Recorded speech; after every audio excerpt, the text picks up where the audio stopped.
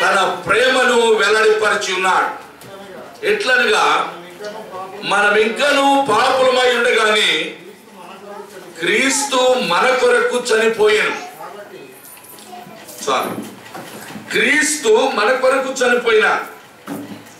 అంతేకాదు తండ్రి అయిన దేవుని మహా గొప్ప సంకల్పమును బట్టి ఆయన నిత్యము జీవించువాడు కనుక మన నిమిత్తము మనుషుడుగా అవతరించినను ఒక దేవునిగా ఆయన తిరిగి మూడవ దినమున లేచుటను బట్టి ఆయన ఈ లోకంలో ఉన్న సమస్త మనుషులకు వారి ప్రతి విధమైన అవసరత తీర్చుటకు శక్తి సంపన్నుడని దేవుడు రుజువుపరచు తన ప్రియ కుమారుని మరణములో నుండి అనగా సమాధిని జయించి తిరిగి లేవనెత్తి ఉన్నాడు. మృతులలో నుండి ఆయన సజీవుడై ఈ నేటికి సజీవముగా ఉండి తండ్రి అయిన దేవుని కుడి పార్శ్వమున ఆయన ఆసీనుడై ఉన్నాడు. అటువంటి గొప్ప దేవుడు మనకు దేవుడుగా మనం కలిగి ఉంటున్నాం. హల్లెలూయా. యేసుక్రీస్తు ప్రభువు తన సంఘమును స్థాపించి 2000 సంవత్సరాల పైన మరి గడిచిపోయినవి. అయినను ఈ లోకంలో ఉన్నటువంటి ప్రజలకు ప్రభు అయిన యేసుక్రీస్తును గూర్చినటువంటి శుభవార్త అనగా సువార్త ఇంకా చేరలేదు. అనేకులకు స్వార్థ యొక్క విశేషమైనటువంటి సందేశము వారికి ఇంకా అందలేదు. ఒకవేళ అందినా కూడా ఆ స్వార్థకు వారు స్పందించనేటువంటి దుస్థితిని మనం చూస్తూ ఉంటున్నాం. అయితే ఈ స్వార్థను ప్రకటించేటటువంటి ఒక గురుతర బాధ్యతను, ఒక గొప్ప సంకల్పాన్ని, ఒక గొప్ప మరి ఉద్దేశాన్ని మరి మన ప్రభు అయిన యేసుక్రీస్తు వారు తన సంఘమునకు మూల మరి ఆధారముగా చేసుకొని మొట్టమొదట ఎవరినైతే ఆయన నియమించుకుని ఉన్నాడో అటువంటి ఆది అపోస్తలుల ద్వారా ఈ లోకంలో తన సువార్తను ప్రకటించమని వారికి ఆజ్ఞాపించి ఉన్నాడు.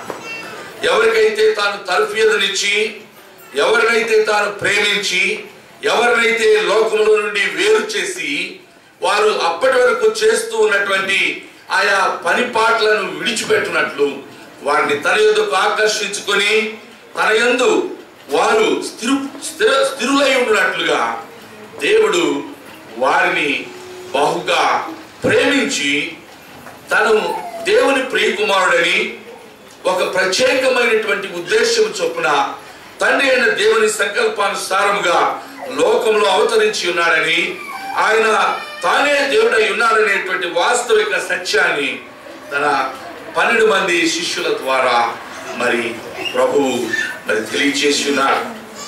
వారందరినీ వివిధ రకాలైనటువంటి వృత్తులలో ఉన్నటువంటి వారిని ఆయన పిలుచుకొని మరి వారి ద్వారా తన సంఘ పరిచర్యను ఆయన ప్రారంభించి ఉంటున్నాడు. హల్లెలూయా. ప్రభువే ఈ సంఘమునకు ఆదిలో ఆదాము హవ్వలు ఏ రీతిగా తండ్రి అయిన దేవుని యొక్క సంకల్పమునకు విరోధముగా అపవాది యొక్క అబద్ధములను వారు నమ్మి వారి మోసమునకు గురి అయినప్పుడు వారిని ప్రేమించుచుని వారు ఉండవలసినటువంటి స్థలములో వారు ఉండలేకపోయినందువలన వారి అవిధేయతను బట్టి, వారు చేసిన పాపమును బట్టి ఒక మనుషుని ద్వారా లోకంలో పాపం ప్రవేశించింది. ఒక వ్యక్తి యొక్క అవిధేయతను బట్టి లోకంలో ఉన్న ప్రతి ఒక్క వ్యక్తి, ప్రతి మానవుడు, ప్రతి స్త్రీ పురుషుడు, ప్రతి బాల బాలికలు, ప్రతి ఒక్కరికి కూడా పాపం అనేది ఒక సంక్రమణ వ్యాధిగా మరి లోకంలో వ్యాప్తి చెంది ఎయిడ్స్ కంటే బహు భయంకరమైనటువంటిది, ప్రాణమును హరించేది, ఆత్మను నశింపచేసేది, నరకాగ్ని పాలు చేసేటటువంటి ఈ ఘోరమైనటువంటి పాపముల నుండి తన ప్రేమను బట్టి సమస్త మనుషులను విడిపించుటకై దేవుడు ఒక మహోన్నతమైనటువంటి సంకల్పాన్ని సంకల్పించి ఉన్నాడు. ఆ సంకల్పమే ప్రభు అయిన యేసుక్రీస్తు వారి యొక్క మరణ, భూస్థాపన, పునరుత్థానములతో నిమిత్తమైనటువంటి శుభవార్త. సువార్త అంటే ఏమిటి? సువార్త అంటే దేవుడు లోకమును ప్రేమించాడు. లోకంలో ఉన్న వారందరూ, మానవులందరూ పాపులైపోయినారు. అవిధేయతను బట్టి, ఆదామును బట్టి, అవిధేయతను బట్టి ఆదాములో నుండి వచ్చిన వీరందరూ అవిధేయులు అయిపోయినారు. కానీ దేవుడు మరి ఒక ఆదాము అనగా కడపటి ఆదాము ప్రభు అయిన యేసు మరి ఒక నరుడుగా దేవుడే అవతరించి ఈ మనుషులను ప్రేమించిన తండ్రి అయిన దేవుడు తానే ఈ లోకంలో మనుషుడుగా అవతరించుట అనేది ఒక గొప్ప దేవుని యొక్క మర్మముగా ఉంచి ఉన్నది. హల్లెలూయా.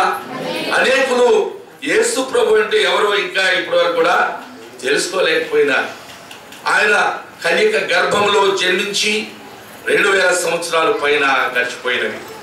ఆయన ఈ లోకంలో ప్రకటించినటువంటి ఆ సందేశము లోక ప్రజలకు ఇంకా అర్థం కాలేదు. కానీ ఆయన నమ్మినటువంటి వారికి, ఆయనను విశ్వసించినటువంటి వారికి, ఆయన యందు పూర్ణముగా విశ్వాసం కలిగి ఉన్నటువంటి వారికి ఆయన యొక్క శక్తి, ఆయన యొక్క మహిమ, ఆయన ప్రభావము ఎలాంటిదో ఆయన రుజువుపరచుచున్నాడు. అయితే ప్రియులారా, చెప్పాలంటే ప్రభు అయిన యేసుక్రీస్తు వారు తన సంఘమును తానే స్థాపించి ఉన్నారు. హల్లెలూయా. అదే ఏ మానవుడు స్థాపించున్నట్టయితే ఇన్నాళ్ళది కొనసాగేది. కానీ ఇప్పుడు కూడా దేవుని యొక్క సంఘము లోకంలో ఉన్నది. సంఘము జయోత్సాహంతో ముందుకు కొనసాగుతూ ఉన్నది. హల్లెలూయా.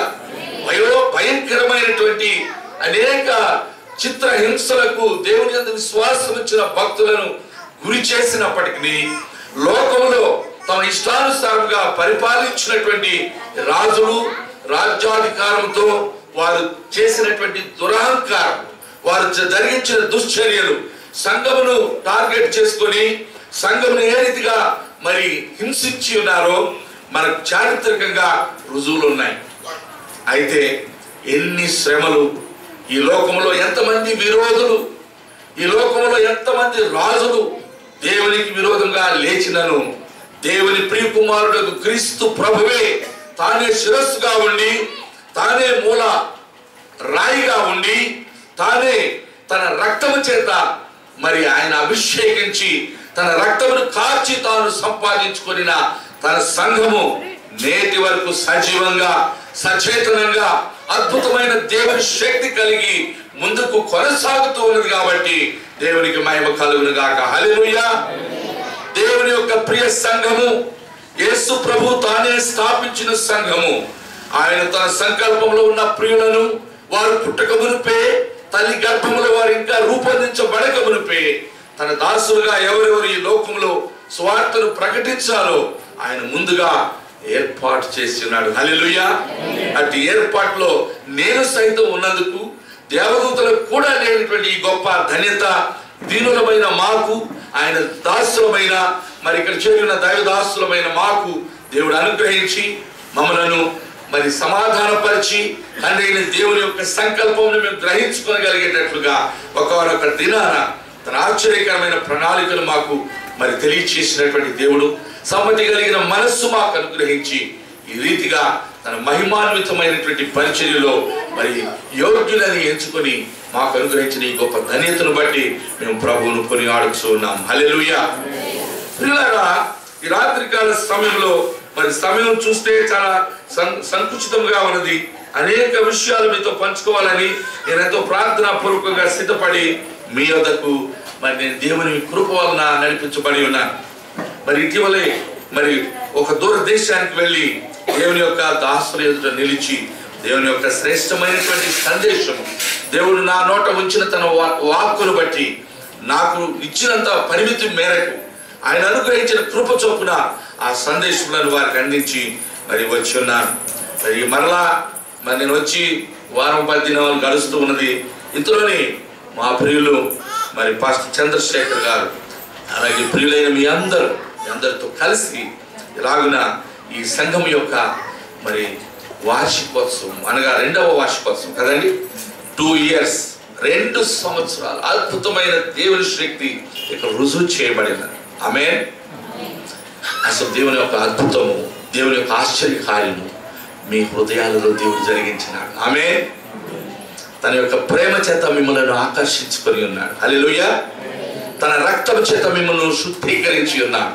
పాపములలో నుంచి మిమ్మల్ని విడిపించి ఉన్నాడు. మీ లలాటములపై ఆయన ముద్ర వేసి ఉన్నాడు. హల్లెలూయా. అందుచేత లోకములో నుండి మిమ్మల్ని ఆయన వేరు చేసుకొని ఒక ప్రత్యేకమైన ప్రణాళికలో భాగస్వాములుగా చేరిన మనందరినీ, మిమ్మలను ఈ రీతిగా తన ప్రియ కుమారుని యందు ఐక్యపరిచి ఒక గొప్ప సంతోషమును మరి తండ్రి అయిన దేవుడితో సమాధాన స్థితిని మనకు అనుగ్రహించిన దేవుడు నిత్యము మరి స్తుతినందును గాక. అయితే ప్రియులారా, లోకంలో అనేక సంఘములు ఉన్నవి. లోకంలో క్రైస్తవ సంఘం అని చెప్పబడే సంఘాలు కొలలుగా ఉన్నప్పటికీ దేవుడు ఏర్పాటు చేసుకున్నటువంటి సంఘములు, దేవుని యొక్క ఆమోదము పొందినటువంటి సంఘములు ప్రత్యేకమైన కొన్ని గుర్తులు కలిగి ఉంటాయి. అది లేఖనానుసారమైన సంఘమా, ఇది దేవుని చిత్తానుసారమైన సంఘమా అనేదే మనకు ప్రాముఖ్యమైనటువంటి విషయం.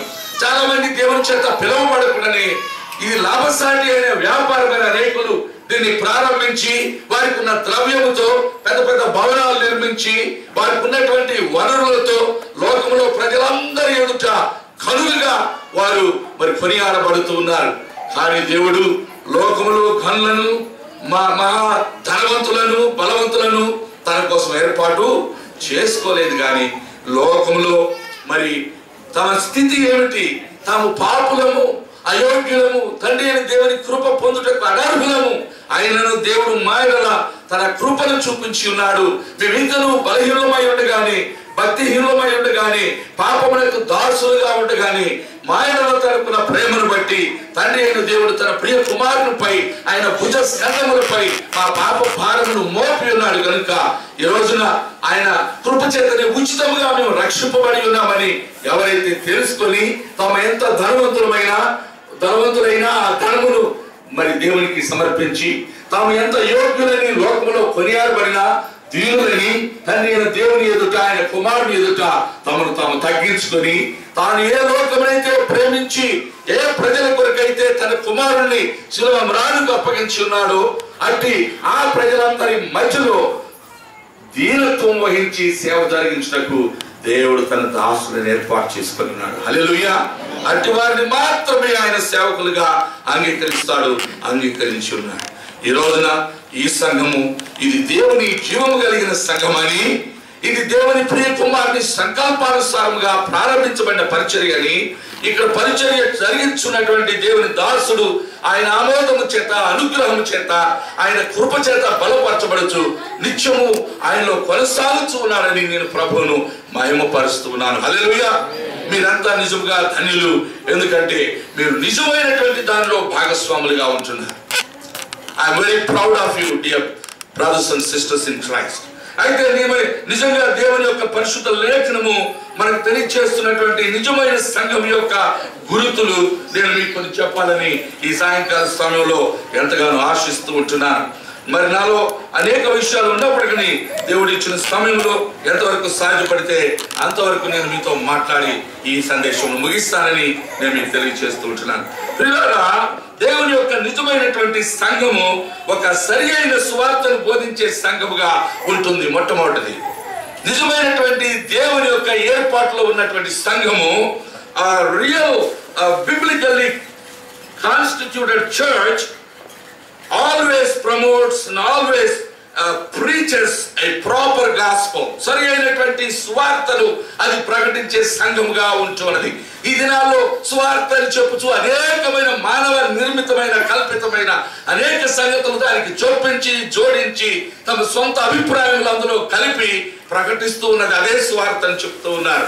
కానీ నిజమైనటువంటి సువార్త ప్రభు అయిన యేసుక్రీస్తు యొక్క మరణ, భూస్థాపన, పునరుత్థానములతో కూడి ఉన్నటువంటిది. అదే 1 కొరింథీ 15వ అధ్యాయము 3-4 వచనాల్లో ఇక్కడ చేరినటువంటి దైవదాసులు మరి ప్రభునందు ప్రియులు పాస్టర్ స్టీఫెన్ కృపదాన్ గారు చదవాలని వారిని కోరుచున్నాను. 1 కొరింథీ 15వ అధ్యాయము 3-4 వచనాలు. ఇక్కడ అపోస్తలుడైన పరిశుద్ధ పౌలు గారు కొరింథీ సంఘానికి సువార్త అంటే ఏమిటో తెలియచేస్తూ ఉంటున్నారు. నాకియబడిన ఉపదేశమును మొదట మీకు అప్పగించుదని, అది ఏమనగా జాగ్రత్తగా వినండి ప్రియులారా, లేఖనముల ప్రకారం ఏదైతే దేవుడు తన పరిశుద్ధ ప్రవక్తల నోట పలికించి ఉన్నాడో, ఏదైతే తాను పరిశుద్ధాత్మ ప్రేరణను బట్టి ముందుగా వ్రాయించి ఉన్నాడో, దేనినైతే ఆకాశ మహాకాశములలో తన నామముల కంటే మెల్లైనదిగా తన పరిశుద్ధ లేఖనమును దేవుడు దేన్నైతే హెచ్చించి ఉన్నాడో ఆ లేఖనములో బయలుపరచబడిన సత్యము ఇది అన్నమాట. చదవండి. క్రీస్తు ప్రభువారు మన పాపముల కొరకు మృతి పొందినారు. ఆగండి, ఇక్కడ ఆగండి, ఒక క్షణం ఆగుదాం. యేసు ప్రభువారు చనిపోయిన దానికి కారణము ఏమిటి చెప్పండి? మన పాపముల నిమిత్తము. హల్లెలూయా. మనం ఇంకను పాపులమై ఉండగానే క్రీస్తు భక్తిహీనులమైన చేత కానటువంటి వారమైన నిస్సహాయులమైన మన కొరకు తన ప్రాణమును అర్పించి ఉన్నాడు.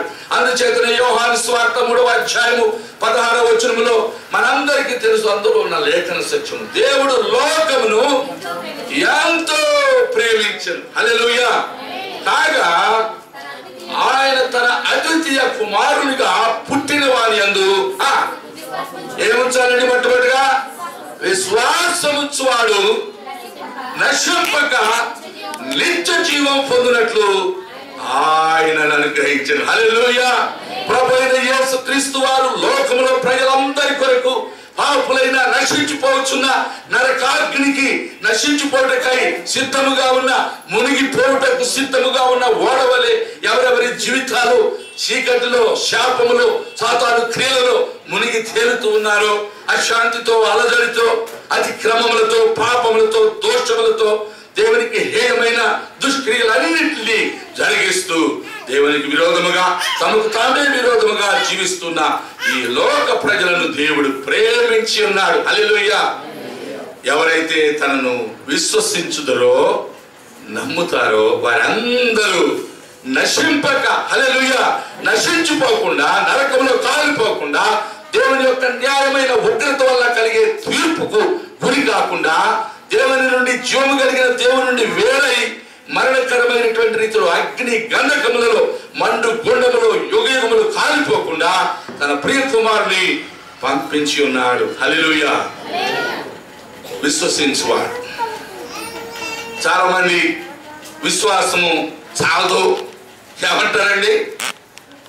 ఏంటా నమ్ముకుంటే ఎట్ట కుదురుద్ది, మనం ఎన్నెన్నో చేయవలసి ఉంటుంది, మనం ఎక్కడికో దూరం వెళ్ళిపోవాలి, మనం కాళ్ళకి చెప్పులు లేకుండా తిరగాలి, తల మీద వెంట్రుకలు ఉండకూడదు, మాంసాహారం భుజించకూడదు, ఎప్పుడు తెల్లని వస్త్రాలు మనం ధరించాలి. ఇవన్నీ మానవాన్ని కల్పితములైనటువంటి విషయములు.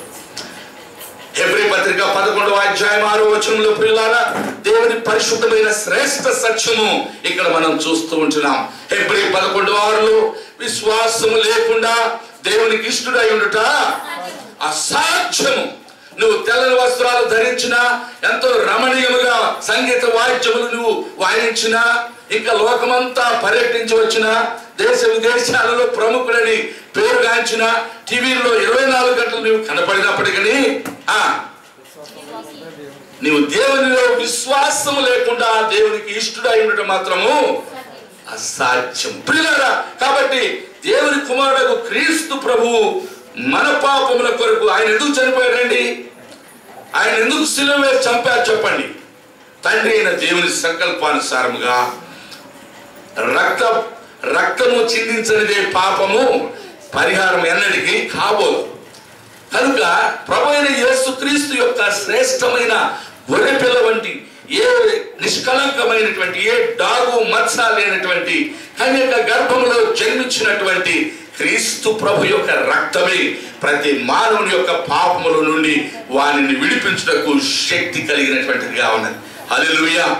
కాబట్టి యేసు ప్రభు యొక్క రక్తములో ఏ వ్యక్తి అయితే విశ్వసిస్తాడో, ఏ వ్యక్తి అయితే నాకు బదులుగా నా స్థానంలో నేను పాపిని కనుక, నేను దేవునికి విరోధముగా జీవిస్తున్నాను కనుక, నేను శక్తిహీనుడను కనుక, నా నిమిత్తమై నా ఎడల తండ్రికి ఉన్న ప్రేమను బట్టి కుమారుడు, తండ్రి రొమ్మున ఆనుకున్న కుమారుడు లోకములో తండ్రిని వెడబాసి లోకములో కన్యక గర్భం ద్వారా జన్మించి నేను పొందవలసిన దోష శిక్షణ ఆయన పొంది ఉన్నాడు కనుక ఆయన స్వార్థం నేను నమ్ముతూ ఉన్నానని ఎవరైతే విశ్వసిస్తారో అట్టి వారు రక్షింపబడతారు. హల్లెలూయా.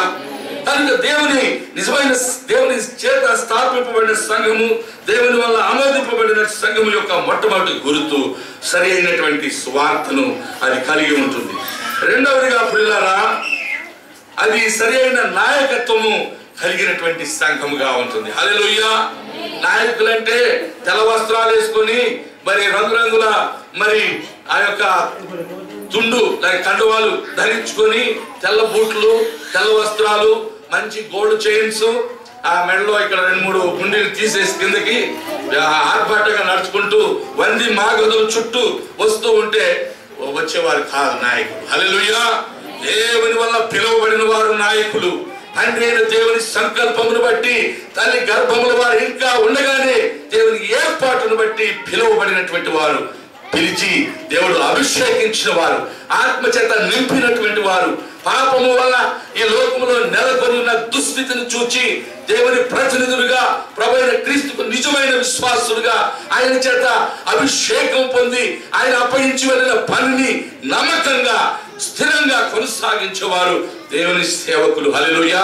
అట్టి సేవకులు అందులో నాయకులుగా ఉంటారు. ఆ సంఘానికి నాయకత్వం అంటే దీనత్వం వహించిన వారు. ప్రభువైన యేసుక్రీస్తు వలె నడుముకు తుండు కట్టుకొని ఒక బేసిన్ పెట్టుకొని ఆ బేసిన్ లో నీళ్లు పోసుకొని తనకంటే అనేకము చాలా చిన్నవారు, విలువ సామాజిక విలువ లేనటువంటి వారు, ఎట్టి గొప్పతనం లేనటువంటి వారు అయినప్పటికీ వారి పాదములను నీళ్లతో కడిగి తన నడుములకు కట్టుకొని ఉన్న వస్త్రములతో తుడిచిన ప్రభువు వలె దీనత్వం వహించే నాయకులు. హల్లెలూయా. నాయకులు ఎవరంటే తమను తాము తగ్గించుకుని వారు హెచ్చింపబడతారు. తండ్రి అయిన దేవుని సంకల్పంలో హెచ్చింపబడిన వారందరూ తగ్గించుకుంటారు. హల్లెలూయా. మీరు ఎవరైనా గొప్పవాళ్ళుగా ఉండాలంటే మీరు అందరికీ దాసులు అయిపోవాలి. ఆమేన్. యేసు ప్రభువు అందరికీ ఆయన ఎంత గొప్పవాడు! అన్ని నామముల కంటే పై నామం కలిగిన వాడు. సమస్తమును ఆయన మూలముగా నిర్మింపబడినవి.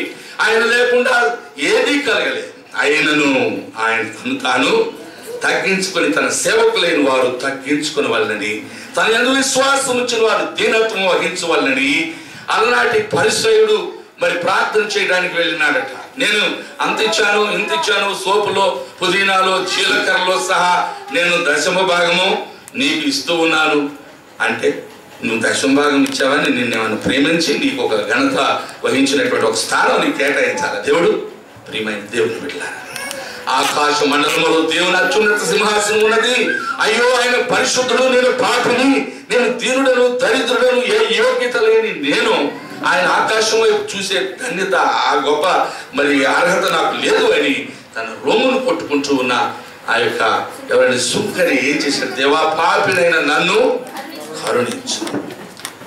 దేవుడు దీనులను ప్రేమిస్తాడు, విరిగి నలిగిన హృదయం కల వారిని ప్రేమిస్తాడు.